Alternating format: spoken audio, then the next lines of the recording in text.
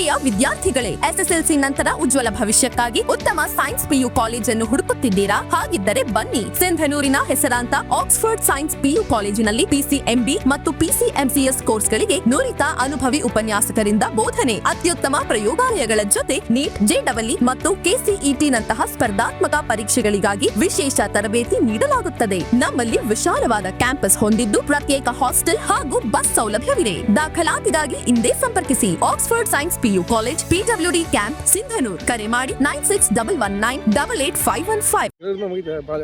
Welcome ಮಾಡಿ.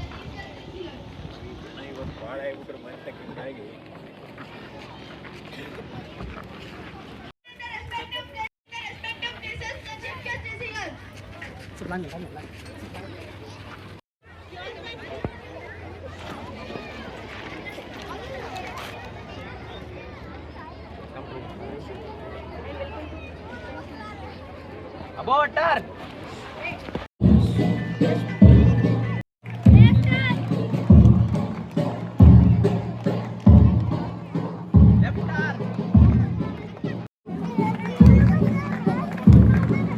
And wisdom. I request our dignitaries to kindly come forward for the lamp lighting ceremony.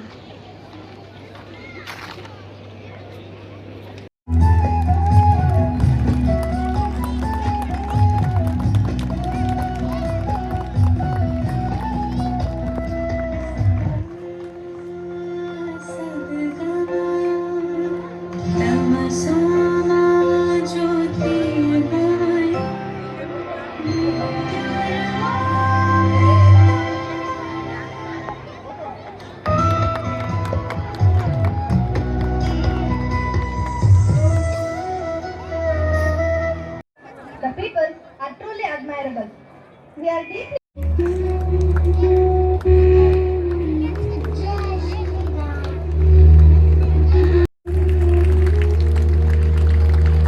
and dedication play a vital role in the growth and success of the bouquet. You are big friend towards excellence. I like to call Sharanya to present the bouquet.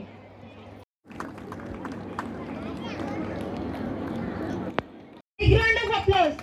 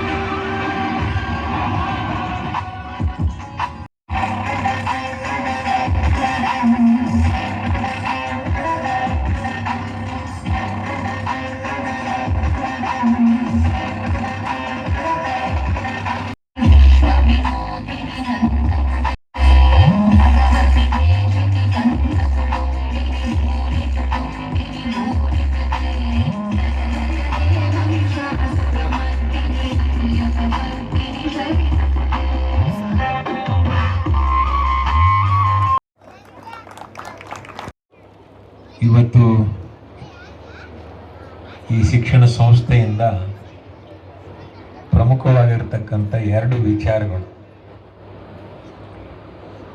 ಇವು ಜಗತ್ತಿಗೆ ಸಂಬಂಧಪಟ್ಟಿರ್ತಕ್ಕಂಥ ವಿಚಾರ. ಇವ್ರು ಇಟ್ಕೊಂಡಿರ್ತಕ್ಕಂಥದ್ದು, ಉದ್ಘಾಟನೆ ಮಾಡ್ತಕ್ಕಂಥದ್ದು. ಪ್ರಪಂಚದಲ್ಲಿ artificial intelligence ಇವತ್ತಿನ ದಿನಮಾನಗಳಲ್ಲಿ ಎಲ್ಲದರಲ್ಲಿ ಕೂಡ ಈ ಒಂದು ವಿಷಯ, ವಿಚಾರ ಮತ್ತು ಇದರ ತಂತ್ರಜ್ಞಾನ ಬಹಳ ಪ್ರಮುಖವಾಗಿರ್ತಕ್ಕಂಥ ಒಂದು ಪಾತ್ರವನ್ನು ಸಮಾಜದಲ್ಲಿ ಈ ಆರ್ಟಿಫಿಷಿಯಲ್ ಇಂಟೆಲಿಜೆನ್ಸಿ ನಡೀತಾ ಇದೆ. ಇದ್ರ ಬಗ್ಗೆ ಇನ್ನೂ ಆಳವಾದ ಅಧ್ಯಯನ ಕೂಡ ಆಗಬೇಕಾದಂಥ ಅವಶ್ಯಕತೆ ಇದೆ. ಸಾಧಕ ಬಾಧಕ ಇದರ ಬಗ್ಗೆ, ಇದರಲ್ಲಿ ಸಮಾಜಕ್ಕೆ ಒಳ್ಳೆಯದನ್ನು ಆಗ್ಬೋದು, ಸಮಾಜಕ್ಕೆ ಕೆಟ್ಟದನ್ನು ಆಗ್ಬೋದು. ಇಂಥ ಪರಿಸ್ಥಿತಿಯಲ್ಲಿ ಈ ಆರ್ಟಿಫಿಷಿಯಲ್ ಇಂಟೆಲಿಜೆನ್ಸಿ ಪ್ರಪಂಚದಲ್ಲಿ ಇದರ ಬಗ್ಗೆ ಬಹಳ ವಿಮರ್ಶೆಗಳು ನಡೆದಿದ್ದಾವೆ.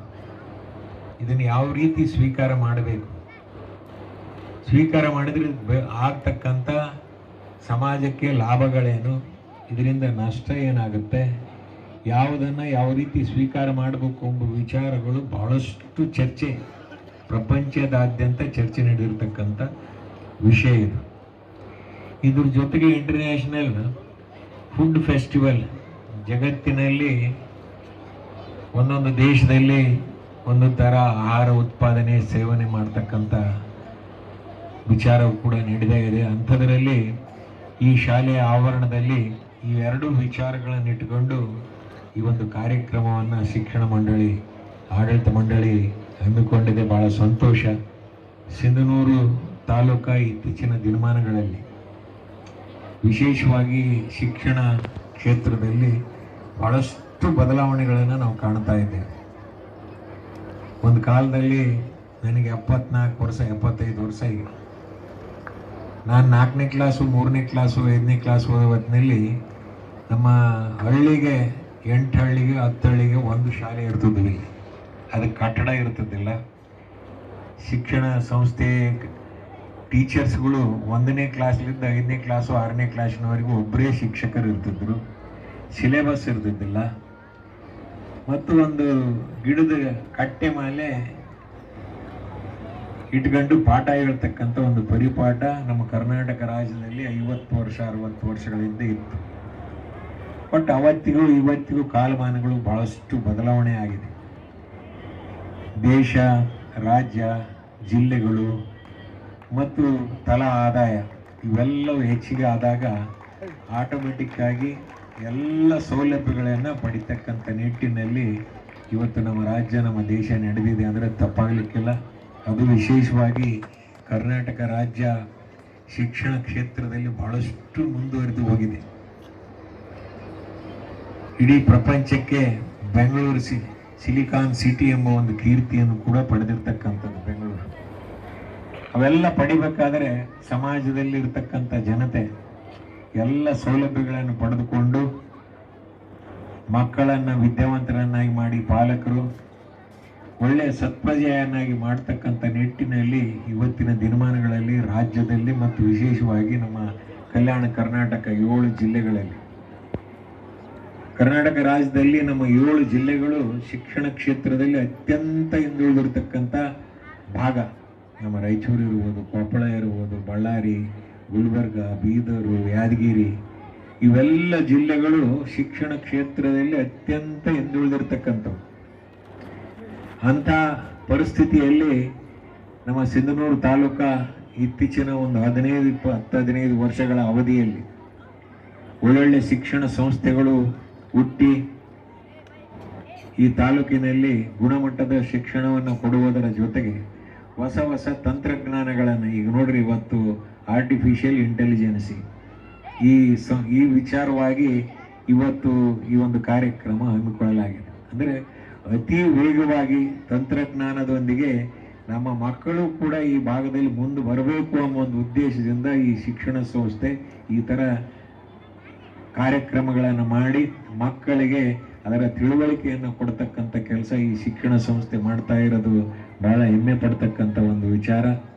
ಈ ಸಂಸ್ಥೆ ಇನ್ನೂ ಉತ್ತರೋತ್ತರವಾಗಿ ಬೆಳಿಬೇಕು. ಶಿಕ್ಷಕರ ಬಾಂಧವ್ಯ ಹೆಂಗಿರುತ್ತಂದ್ರೆ ತಾಯಿ ಮಕ್ಕಳಿದ್ದಂಗೆ ಮನಸ್ಸು ಬಿಳಿ ಹಾಲಿದ್ದಂಗೆ ಇರುತ್ತೆ. ಹಾಲಿನಲ್ಲಿ ಉಪ್ಪು ಹಾಕಿದರೆ ಹಾಲು ಒಡೆದೋಗುತ್ತೆ, ಯಾವುದಕ್ಕೂ ಉಪಯೋಗ ಮಾಡಕ್ಕೆ ಬರಂಗಿಲ್ಲ. ಹಾಲಿನಲ್ಲಿ ಸಕ್ಕರೆ ಹಾಕಿದ್ರೆ ಕುಡಿದು ಸಿಹಿಯಾಗಿ ಕುಡಿದು ದೇಹ ಸೇರುತ್ತೆ. ಅದರಂಗ ಮಕ್ಕಳ ಮನಸ್ಸನ್ನು ಅರಿತುಕೊಂಡು ಅವರ ಭಾವನಾತ್ಮಕ್ಕೆ ತಕ್ಕಂತೆ ಶಿಕ್ಷಣವನ್ನು ಕೊಡ್ತಕ್ಕಂಥ ಪ್ರಯತ್ನ ಶಿಕ್ಷಕ ವೃಂದದವರು ಮಾಡಬೇಕು. ಒಬ್ಬ ಶಿಲ್ಪಿಯ ಕೈಯಲ್ಲಿ ಶಿಲೆಯನ್ನು ಕೊಟ್ಟಾಗ, ಒಬ್ಬ ಶಿಲ್ಪಿ ಕೆತ್ತನೆ ಮಾಡ್ತಿರ್ತಾನೆ ಮೂರ್ತಿ, ಅವನ ಕೈಯಲ್ಲಿ ಒಂದು ಕಲ್ಲನ್ನು ಕೊಟ್ಟಾಗ ಕಲ್ಪನೆಗೆ ತಕ್ಕಂತೆ ಒಳ್ಳೆ ಮೂರ್ತಿ, ಸುಂದರವಾದ ಮೂರ್ತಿಯನ್ನು ಶಿಲ್ಪಿ ಕೆತ್ತಾನೆ. ಅದರಂಗ ಮಕ್ಕಳು ಕೂಡ ಒಂದು ಶಿಲೆ ಇದ್ದಂಗೆ.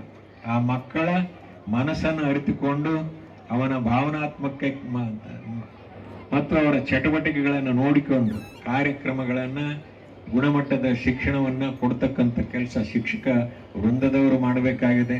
ಮತ್ತು ಇಲ್ಲಿ ಬಂದಿರತಕ್ಕಂಥ ಎಲ್ಲ ಪಾಲಕರು, ನಿಮ್ಮ ಮಕ್ಕಳ ಭವಿಷ್ಯ ನಿಮ್ಮ ಕೈಯಲ್ಲಿರುತ್ತೆ. ನಿಮ್ಮ ಮಕ್ಕಳನ್ನು ಯಾವ ರೀತಿ ತರಬೇತಿ ಶಿಕ್ಷಣ ಕೊಡಬೇಕು, ತರಬೇತಿಗಳು ಕೊಡಬೇಕು ಮತ್ತು ಸರ್ವತೋಮುಖ ಮಕ್ಕಳನ್ನು ಯಾವ ರೀತಿ ವಿಕಾಸಗೊಳಿಸಬೇಕೆಂಬ ಚಿಂತನೆ ಪಾಲಕರು ಕೂಡ ಮಾಡಬೇಕಾದಂಥ ಅವಶ್ಯಕತೆ ಇವತ್ತಿನ ದಿನಮಾನಗಳಲ್ಲಿದೆ. ಇವತ್ತು ಪ್ರಪಂಚ ಬಹಳ ದೊಡ್ಡದು, ಪ್ರತಿಯೊಂದು ಇದರಲ್ಲೂ ಪೈಪೋಟಿ. ಈ ಪೈಪೋಟಿ ಯುಗದಲ್ಲಿ ಮಕ್ಕಳನ್ನು ಬೆಳೆಸಿ ವಿದ್ಯಾವಂತರನ್ನಾಗಿ ಮಾಡಿ ಅವರ ಒಂದು ಸ್ವಂತ ಬರೀ 3 ಲಕ್ಷ ರೂಪಾಯಿದಾಗ ಸೀಟ್ ಸಿಗುತ್ತೆ. ಅದು ವಿಶೇಷವಾಗಿ ನಮ್ಮ ಗುಲ್ಬರ್ಗ ವಿಭಾಗದಲ್ಲಿ ಇರ್ತಕ್ಕಂಥ 8 ಮೆಡಿಕಲ್ ಕಾಲೇಜು 11 ಮಕ್ಕಳಿಗೆ ಕೊಡ್ಬೇಕು. ನಮ್ಮ ಜಿಲ್ಲೆಯವರಿಗೆ ಬೇರೆ ಕೊಡಕ್ ಬರಂಗಿಲ್ಲ. ಅಂತ ಕಾನೂನನ್ನ ನಮ್ಮ ನಾಯಕರು ಭವಿಷ್ಯಕ್ಕೆ ಹೊಸ ನಾಂದಿಯನ್ನು ಹಾಡ್ತಕ್ಕಂಥ ಪ್ರಯತ್ನ ಆಗಿದೆ ಎಂಬ ಮಾತನ್ನ ಈ ಸಂದರ್ಭದಲ್ಲಿ ಹೇಳುವುದರ ಜೊತೆಗೆ ಶಿಕ್ಷಣವನ್ನು ನೀಡಬೇಕು. ಆಡಳಿತ ಮಂಡಳಿಯವರು ಕೂಡ ಬಹಳಷ್ಟು ಉಳಿಸಿಕೊಂಡು ಬೆಳೆಸಿಕೊಂಡು ಒಂದು ಶಿಕ್ಷಣ ಸಂಸ್ಥೆ ಕಟ್ಟಬೇಕಾದ್ರೆ ಸರ್ಕಾರದ ಅನೇಕ ಕಾನೂನುಗಳು ಅವೆಲ್ಲ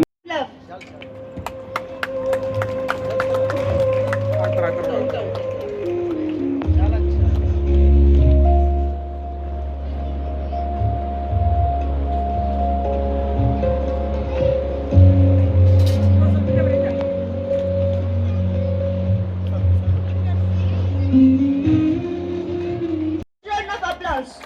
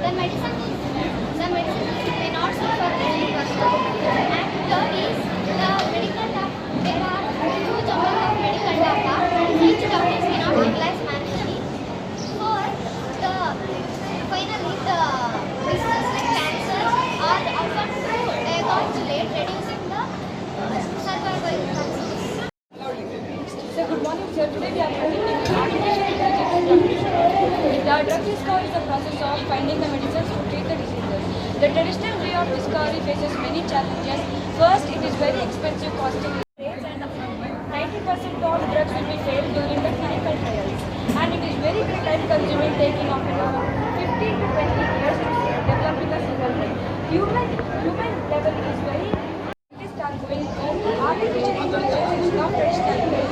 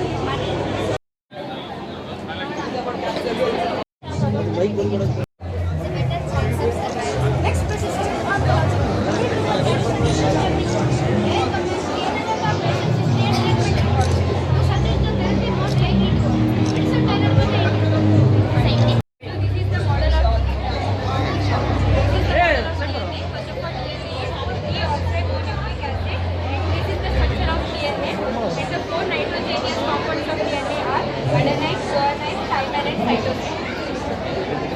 sir. That's where artificial intelligence can scan vascular generated and identify.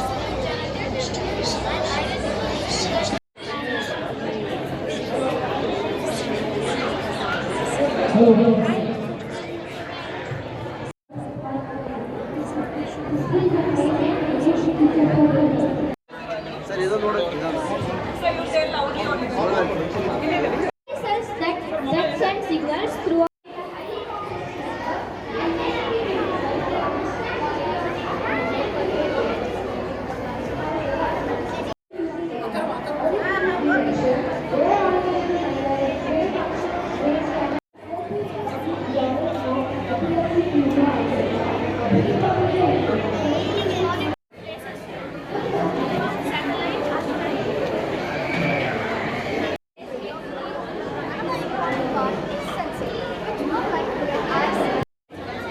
Identifying heart disease detection. Artificial intelligence.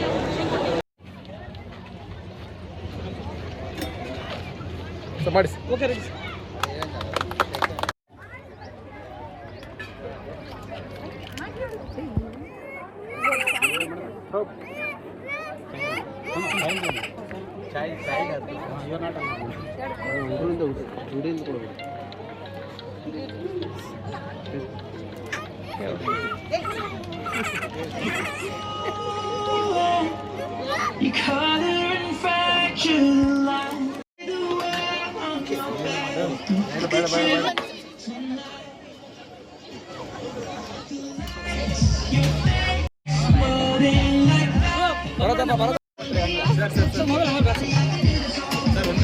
ಬರೋದಪ್ಪ